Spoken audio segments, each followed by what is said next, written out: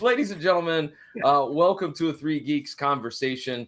I'm very happy to be here. For those that don't know who I am, I'm John Orlando. I'm one of the geeks. We're kind of like the Avengers. We have lots of geeks. And joining me here this evening is a man that's a comic book writer, a journalist, a former Marvel researcher, which I want to know all about that. Mr. Kevin Garcia. How are you, Kevin? I'm doing all right. And I appreciate that it's the three geeks, not necessarily the three nerds. I've always had a distinction in my head between them. People ask me if I'm a nerd. I'm like, if I was a nerd, I'd make a lot more money off it. I'm a geek. Well, let's jump into it because as soon as I started doing research and I saw that you were a former Marvel researcher, I have to know, what does that actually entail? So for 10 years, I was part of the official handbook of the Marvel Universe team. And when I talk to people who know comics, they usually know what that is.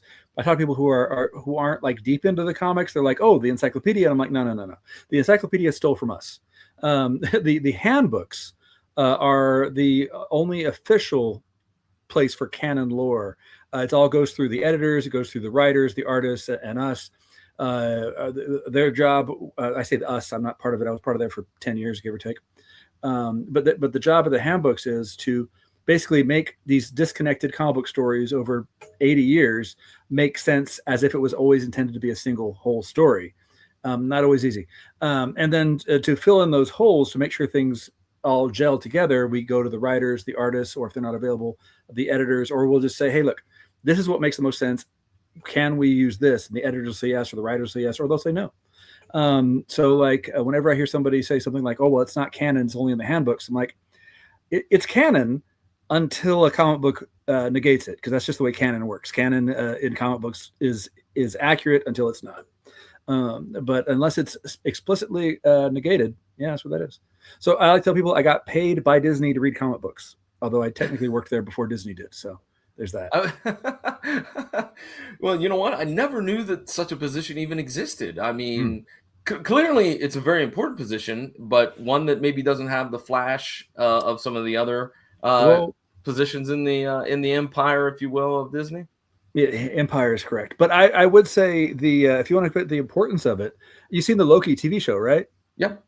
Okay, so Mobius, Owen Wilson's character, is based on the guy that created the handbooks in the 1980s. Mark Gruenwald was an editor back then. He was a young editor at that time, like an assistant editor, but he was obsessed with continuity. He wanted to make sure everything made sense. So much so that when they created a character whose job it was to keep the timeline straight, they based it on him. And he actually died young of cancer, but before he died, he was able to write at least one story about his own character, which I think is great, even though he didn't create the character, other people did. So Mobius is a Marvel editor. And I was so upset when they gave his real name in the show and it was like Don or something. I'm like, no, Mark. All you do is say it was Mark. That's his name. But, so it's not flashy, but hey, they got to be in the MCU. So, yeah. Well, what more can you ask for? Yeah. So you've also worked on several Marvel titles as well throughout your tenure there.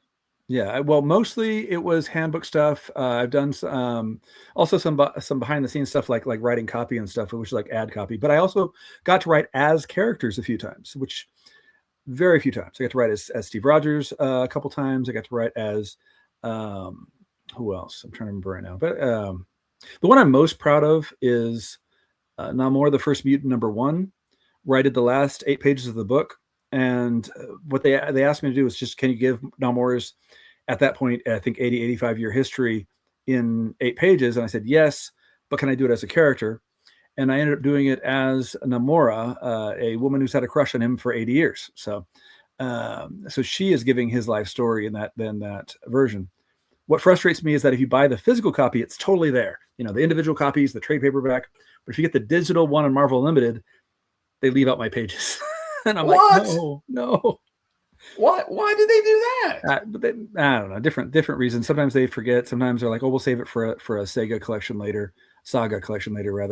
But the thing is, I had very little creative freedom at Marvel. So I left Marvel, the handbook team, shortly before the pandemic.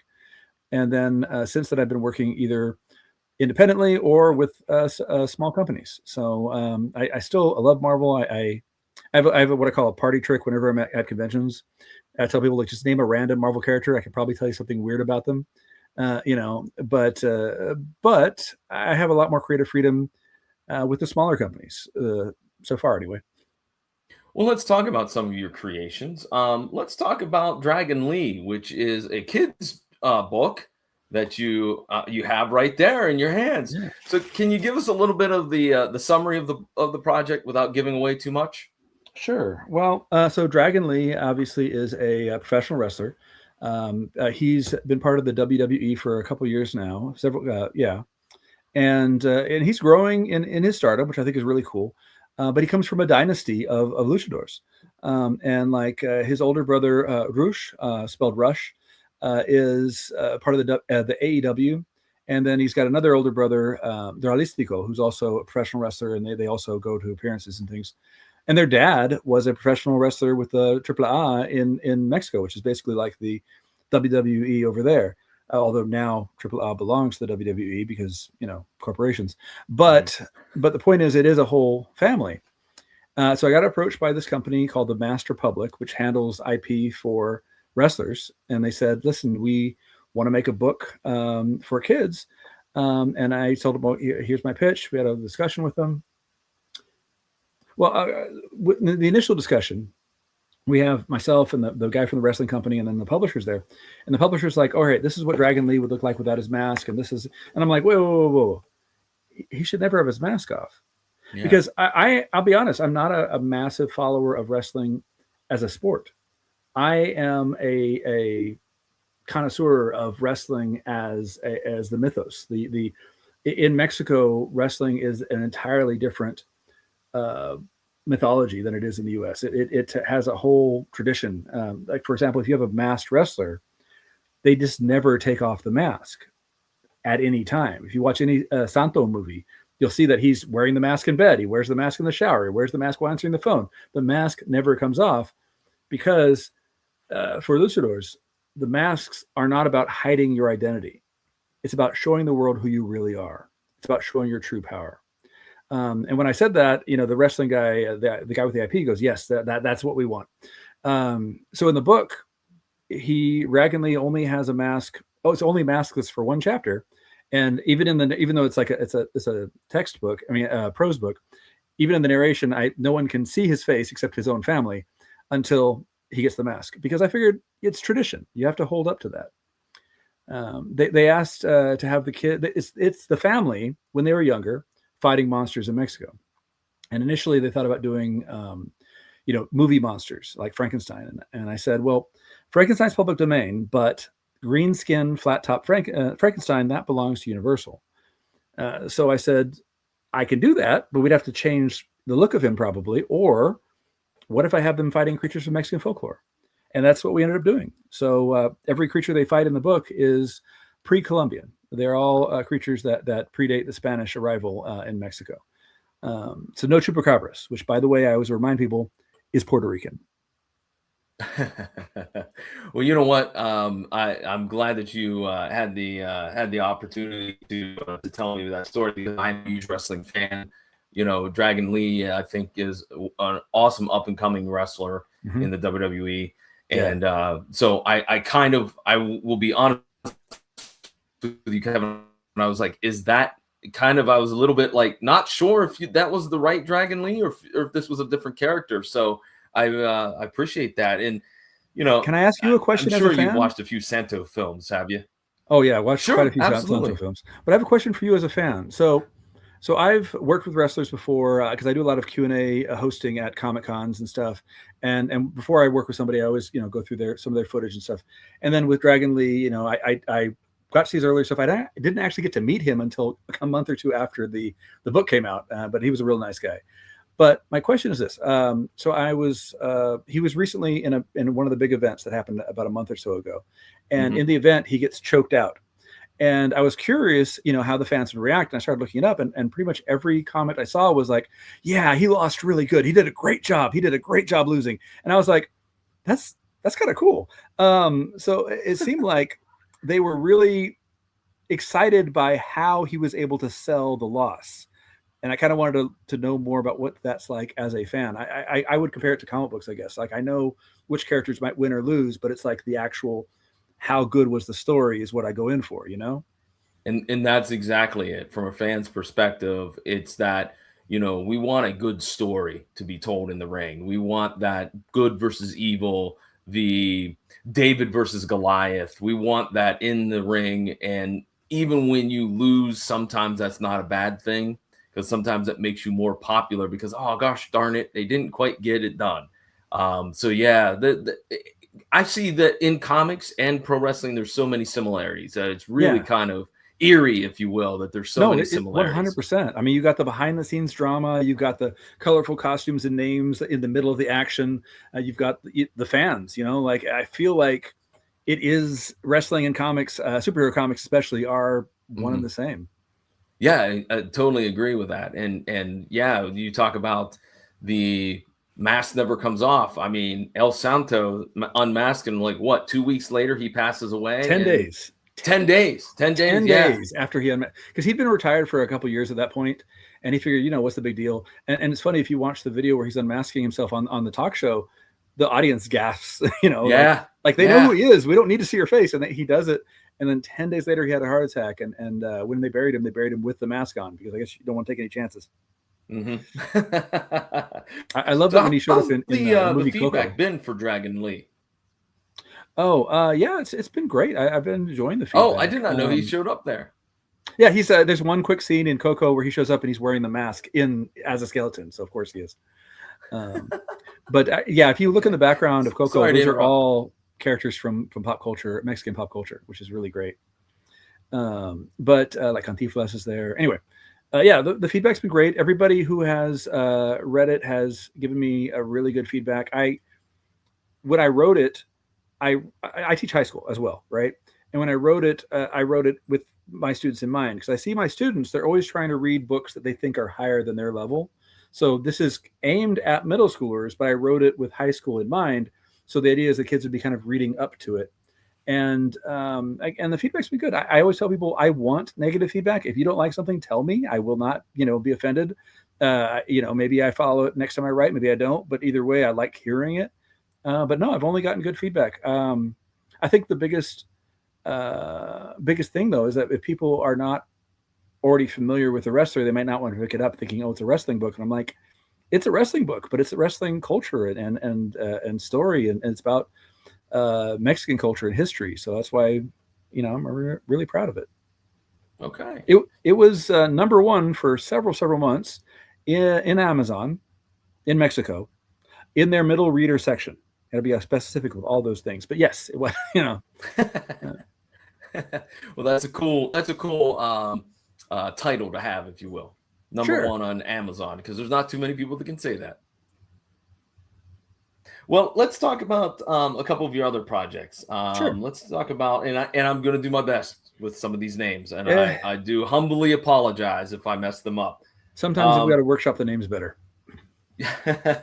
Well, let's talk about, is it pronounced, let's see, Konahai? Okay, so Coneja is from Chispa Comics. Yeah, Coneja. It just means rabbit in Spanish, bunny. Think of it like Usagi from Sailor Moon.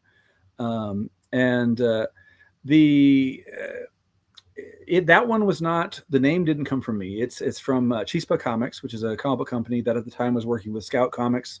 Now they're working with Amp Comics. But Chispa is a Latino owned and operated company. The idea is to have Latina creators and characters, put out there more, because you don't see them a lot in, the big two companies.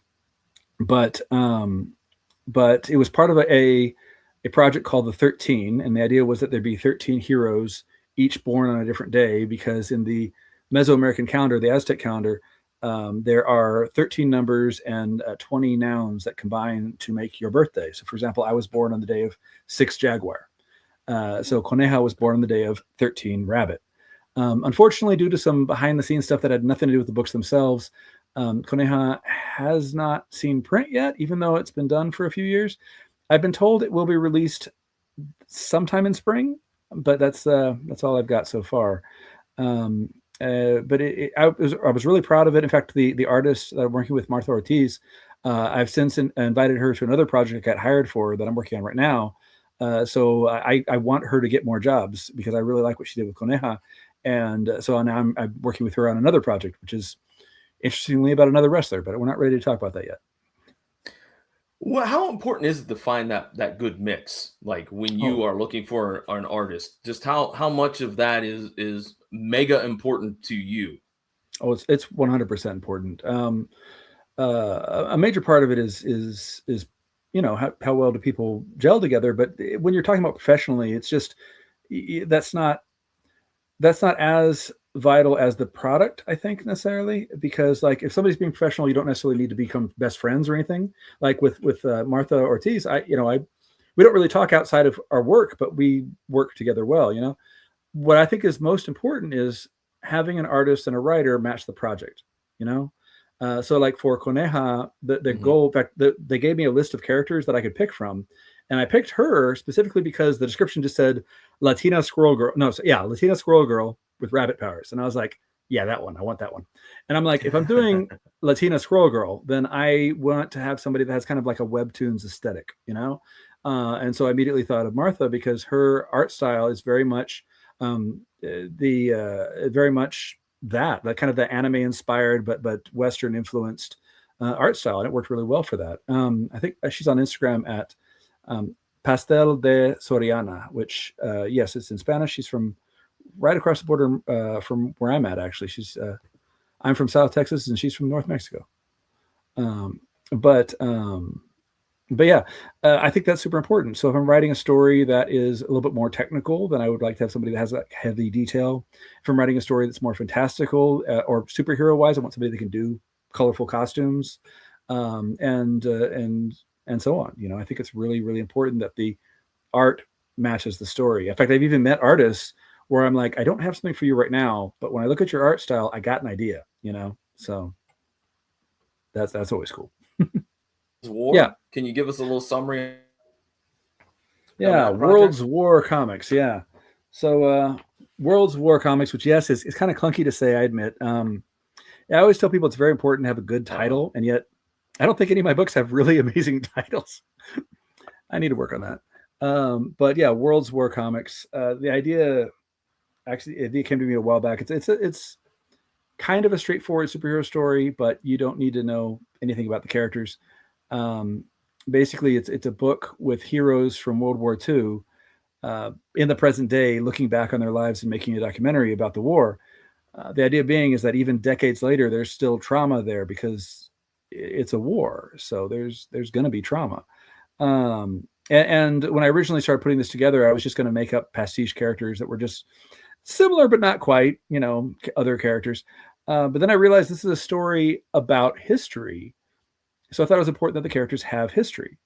So you don't need to know who they are to read it. I mean, one guy's wearing a flag, and one guy's wearing dark clothing and sneaking in the shadows, and one guy's shirtless and has a weird colored skin and a bunch of muscles. You understand who these guys are, right?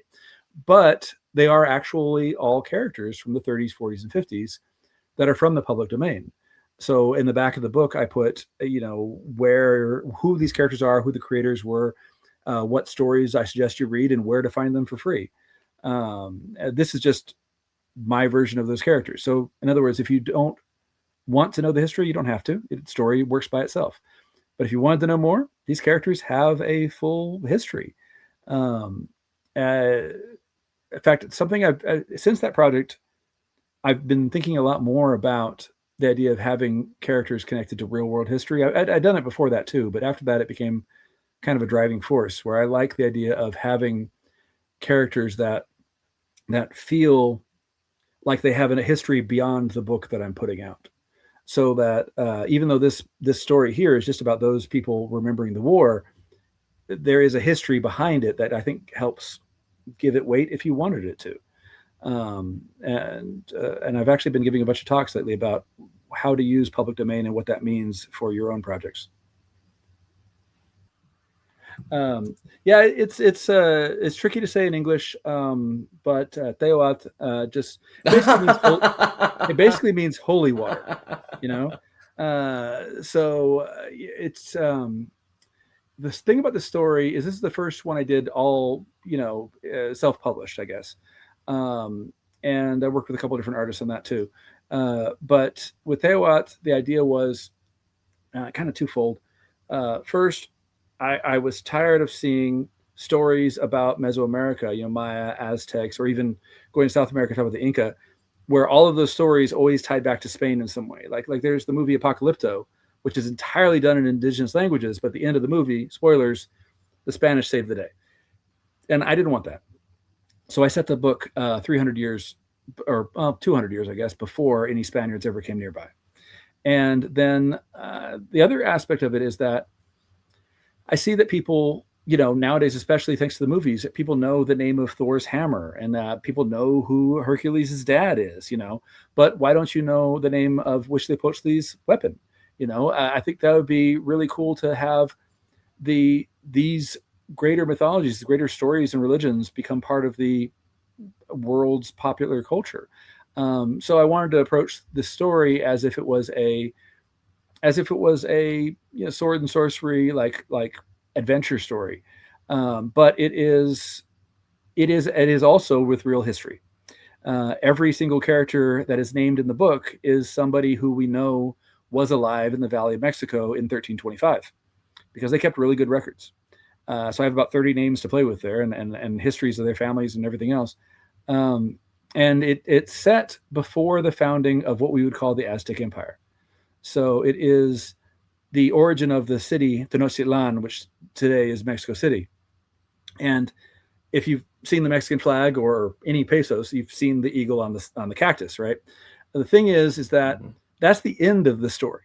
There is so much that happened building up to that's the story I wanted to tell, based on oral traditions and stories and legends that were collected together. And I was going to combine them into one solid narrative with a main character that is somebody important from history.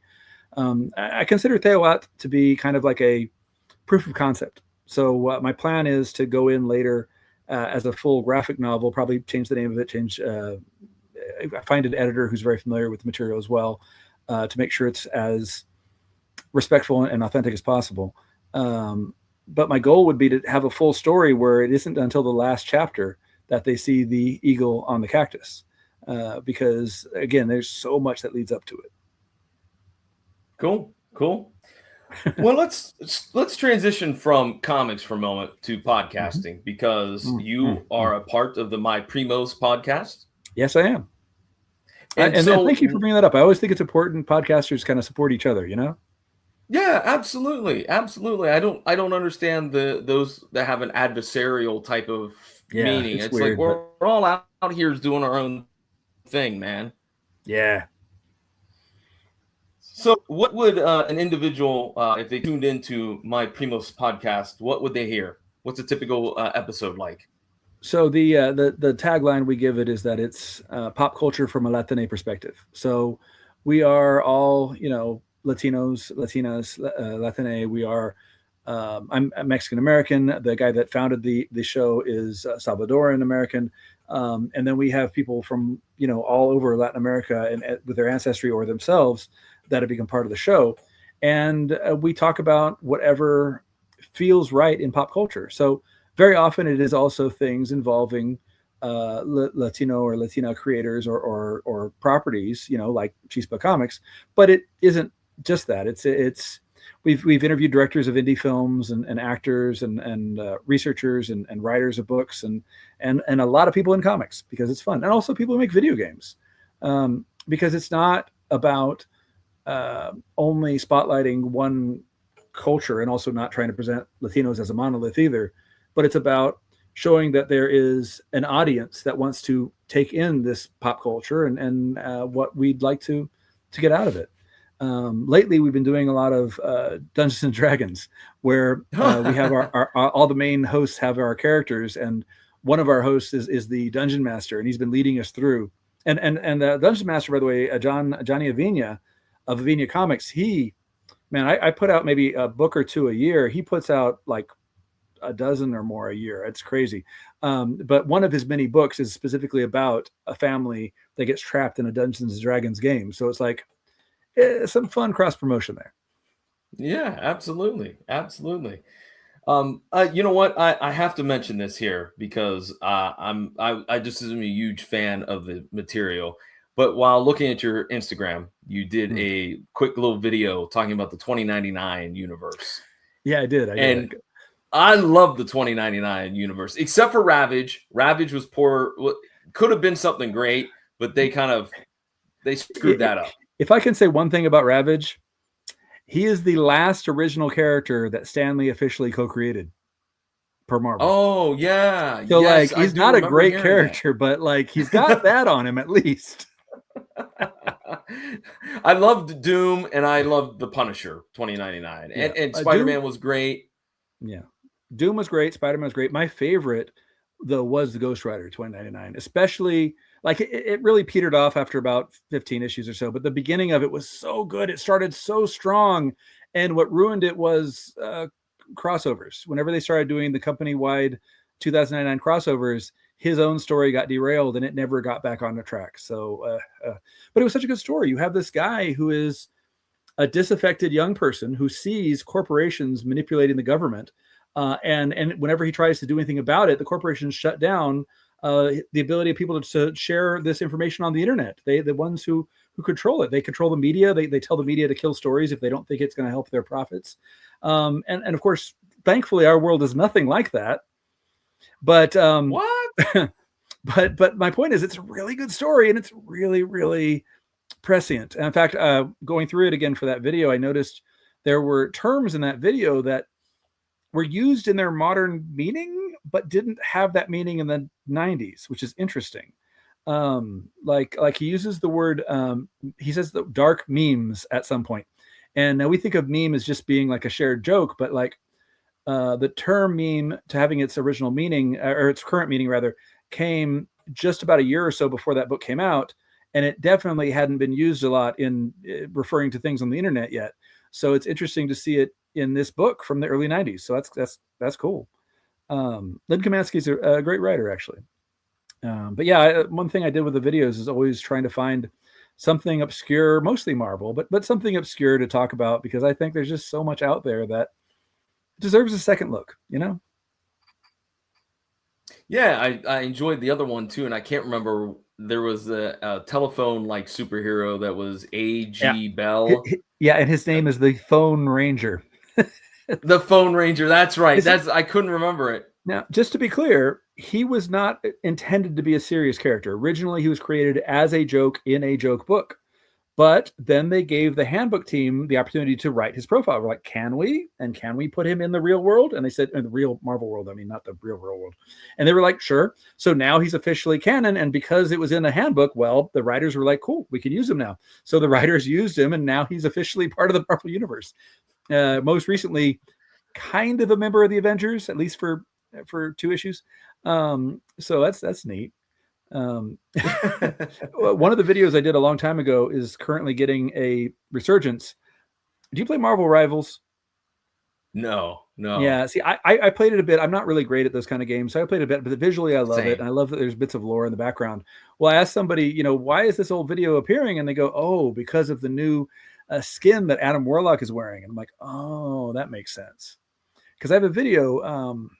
Let me ask you a quick question. Sure. Your knowledge of Marvel, whatever it is, who have you been told, or who do you think is the most powerful being in the Marvel universe? I think that there would be a good argument for Thanos. I can see that. Yeah, he's taken on gods and universes. Yeah. Yeah. So I would probably go with him. I like that. Probably the most powerful one from Earth is the little baby in the most recent Fantastic Four movie, which is interesting. But usually the one I see on the internet as being the strongest fighter or whatever is the one above all. And that's basically Marvel's creator deity of the multiverse, essentially. But I don't consider him a fighter because he doesn't get involved in fights. So it's like I don't get involved in fights with fleas. They're just there, Yeah. But the one who does the fighting on behalf of the one above all is the Living Tribunal. So if you remember Thanos getting the Infinity Gauntlet and he just wiped the floor with the Avengers and all that stuff, the Living Tribunal, when Thanos attacked, or not Thanos, but when somebody else used the Infinity Gauntlet against the Living Tribunal did that, and the Infinity Gauntlet turned off. He is the most powerful fighter in the multiverse of Marvel because he fights on behalf of God, essentially. He's the judge to decide what is bad or good for the multiverse. But he has been defeated once or twice. Usually it's for a lesson. Like he allowed himself to be defeated by Doctor Strange so Doctor Strange could get confidence, that kind of stuff. But he was ultimately killed. He's the only one in all of the multiverse for Marvel, but he was killed by the Beyonders. Now, each Beyonder is a universe. So if you think about Hulk being the strongest one or whatever, Hulk lives in a universe. So the Beyonder is an entire universe. All right. And there was an army of Beyonders that took out the Living Tribunal. And after he died, the multiverse was destroyed and recreated in Secret Wars, soon coming to a theater near you. And after it was over, there was a need for a new Living Tribunal. And the guy that created Thanos, Jim Starlin, the writer artist that created him, wrote a story where Adam Warlock, at least a version of him, became the new Living Tribunal. Although the only one in the entire multiverse that knows the true identity, aside from himself, is Thanos, which I find fascinating because it's never come up again. So the idea that they would put this all-powerful look onto the Adam Warlock player character is really interesting to me. Again, he does lose on purpose sometimes, but the Doctor Strange movie, the first one that came out, every time they have an item, they give it a name of a god or something, right? And that's usually powered by that god. But there's one point where Mordo pulls up a stick and he goes, "This is the staff of the Living Tribunal." And I mean, admittedly, I'm a nerd, but in the audience, I'm like, like, what does that mean? Because like he's never blessed any items before, and he's the most powerful being. What the hell can that staff do? And it's never been in the comics. It has since shown up in the comics, and they said it could destroy the multiverse. So there you go. But like, I just thought that was a neat little, a touch of weird bits of Marvel lore that all tie together in one way or another. Well, who are some of your favorites? Because obviously you're a comic book fan. So who are some of your superheroes or personalities that you really like? For a long time, I would tell people that I couldn't pick a favorite child, right? Right. But eventually I realized, no, I do have a favorite. And it's admittedly a weird one, but everybody's got their like, oh, that's my ride or die, I guess. Namor the Submariner, the bad guy from Wakanda Forever. The thing about him is he is the first ever Marvel superhero.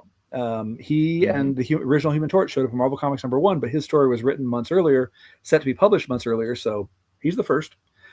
He's also the first ever Marvel supervillain. He would fight Nazis one day and attack New York the next day. Like, he was constantly causing trouble.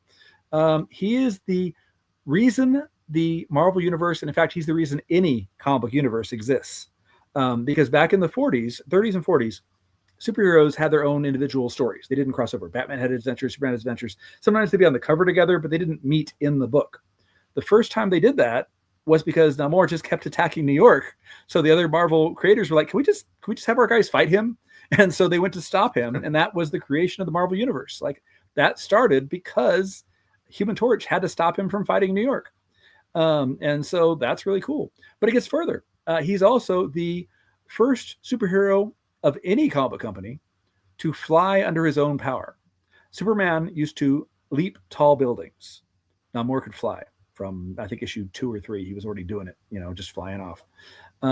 So he's got all that going for him. Also, from a selfish point of view, I'm somebody of mixed heritage. So I've had the issue of being, not Mexican enough for Mexicans and not white enough for white people. It's happened before. And Namor of the comics was the first and maybe only time I've really seen that struggle feel authentic. That I'm like, oh yeah, that's exactly what it feels like, what he goes through. Which is why I'm sad that when they changed him up for the movie, I didn't mind most of the changes are fine. Like the nationality stuff, that I got a whole reason why that makes sense in the comics. But losing that mixed heritage part, that personally hurt me, but it doesn't affect the story for the movie. But yeah, you know, he was mine in that way, I guess. You know. Okay, cool. All right, before we start wrapping things up here, I've been asked by my producer real quick to just mention that again, for you folks that are interested in checking out a pretty cool convention, there is one happening here real soon. It's called Mockingbird Lane, and it's happening Yes. in Seguin, San Antonio. Oh, it's that. Well, there's going to be so many. Sorry, it's in San Antonio. I thought it was in Seguin. I need to double check that. I'm gonna double check real quick. Because it is in San Antonio now. Okay, it was originally going to be held in Seguin, which is a small town between San Antonio and Austin, but it's going to be in San Antonio proper now. All right, cool. I'm going to be there. I've been planning to be there since they first started planning this, but I've had a lot of stuff going on. I didn't realize we had a new location. So yes, San Antonio, Texas. Come and be there. Yep, definitely. It's the 27th to 29th through the 29th of this month. Yes. It's an immersive art celebration of just cool black and white cinema, films that were oddball or offbeat, just a variety of things that are going on down there with lots of great guests. You need to check it out, Mockingbird Lane. If you want more information, go ahead, Kevin. Sorry. Oh, I was going to say the reason it's called Mockingbird Lane is because it's one of the founders is the guy that played Eddie Munster in the Munsters. Mockingbird Lane is where the Munsters were located. So that's really cool. Yeah. So if you want some more information, just go over to the Mockingbird Lane, the Mockingbird Lane. I can't say it .com, or check them out on Facebook. Like I said, it's coming in a couple of weeks. You definitely want to make it out there to the Hilton Garden Inn live, and again in San Antonio. So, Kevin, as we start to wrap things up here, is there anything coming down the pike that you would like to talk about in terms of like projects, or maybe you mentioned that you'd like to be at certain conventions? Yeah, maybe well, I've got appearing. Yeah, well, I've got Mockingbird Lane coming up, obviously, which I'm really excited for. The week after that, I'm planning to be in California, Modesto, California, for the Latinx Comics Arts Festival, which is something that I'm been really excited about because I do a lot of the Latino Comic Cons here in Texas, but I've never done the one in California or any of the ones in California, rather. So they invited me to go, and I'm like, I have to be there.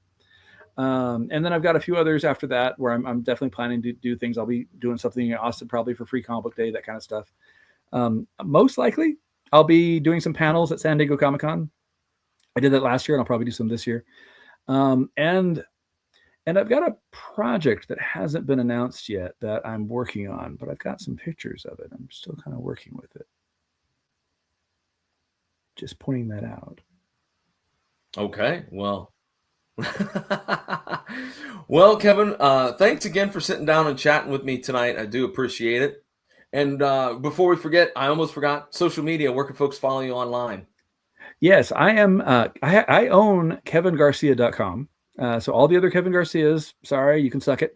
You have to add something else to your name. But because of that, I've decided that most of my social media handles are going to be Kevin Garcia _com, COM. They wouldn't let me put dot in some of them, so I put underscore instead. So the only one that doesn't have, so that's me on Instagram, on TikTok, on YouTube. The only one that doesn't is Blue Sky, which is Kevin Garcia, because they wouldn't let me do an underscore. So I was like, yeah, that's fine. But yeah, I got all that.